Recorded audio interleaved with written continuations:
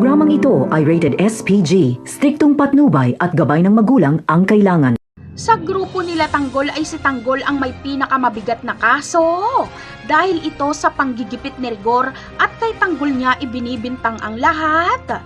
Pero dahil magaling ang abogado ni Marcelo ay ang kaso ni Tanggol ang mapapagaan.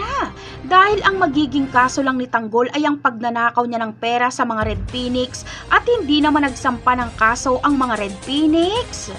Negatibo rin ang resulta ng isinagawang drug test noon ni Tanggol kaya hindi siya pwedeng kasuhan tungkol sa ipinagbabawal na gamot dahil aako inienteng ang kasalanan sa droga at sasabihin niyang walang kinalaman doon si Tanggol dahil pera lang talaga ang habol ni Tanggol para matulungan niya ang pagpapaopera ni Marsing.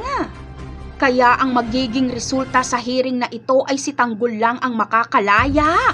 Sinabi na kasi ni Marcelo sa kanyang abogado na kahit hindi mapalaya lahat, basta makalaya lang si Tanggol. Kaya kahit makakalaya na si Tanggol ay malungkot pa rin siya dahil hindi niya kasama ang kanyang mga kaibigan. Ganun pa man ay ipinapangako ni Tanggol na gagawa siya ng paraan para mapalaya din ang kanyang mga kaibigan.